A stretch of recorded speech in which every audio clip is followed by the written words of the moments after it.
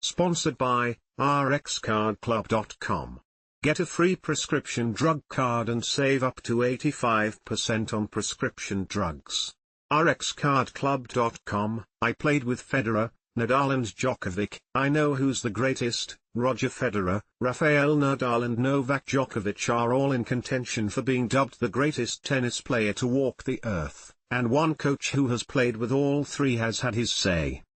A tennis coach to the stars has had his say on who the greatest player of all time is. Mike Digby has worked with Roger Federer, Rafael Nadal and Novak Djokovic over the years, and has weighed in on who he thinks is the better of the three in terms of raw talent. Of course, in terms of figures and achievements on paper, it would be easy to assume that Djokovic reigns supreme. After all, the 37-year-old has a combined 24 Grand Slams to his name, compared to Nadal's 22 and Federer's 20, as well as a Golden Slam from this year's Olympic Games in Paris, besting Carlos Alcaraz 7-6, 7-3, 7-6, 7-2, in the final to avenge his Wimbledon loss to the Spaniard a month earlier. However, there are a number of other influences which could lead to a player being selected as the best ever, with Digby carefully considering a range of attributes before naming his greatest that has ever played the game. Speaking to Sportskeeda, he said, "It is difficult because they all bring an aura. I speak about this word a lot, like an aura to the tennis court. They have a strong presence, but if I was blindfolded, they're very different auras. I would say Federer, you can feel his presence just through the pure quality of ball striking. So just the sound of the ball off the strings, the elegance that he brings when he does it, just the calm and class that he brings, you can just feel it."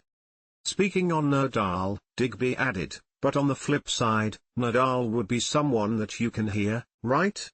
His aura comes through what you hear, through the heaviness of the strike, through the grunt, obviously, through the feet that you can kind of just hear him scurrying his feet." Turning his attention to Djokovic, he continued, "Novak has a blend of those two. He has a bit more of an arrogance to him. And I love that about him. That's genuinely not a negative comment at all. I think that if he didn't have that, he wouldn't be the Novak Djokovic that we all know. It makes him who he is."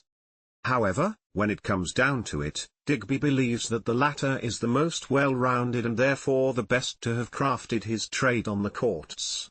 He capped off, "It makes him, in my opinion, the greatest that has ever played the game purely from a tennis standpoint.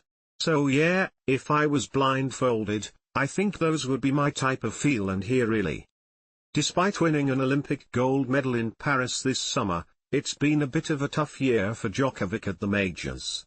While he took home the Australian Open, the French Open and the US Open last year, he finished 2024 without a Grand Slam trophy to his name.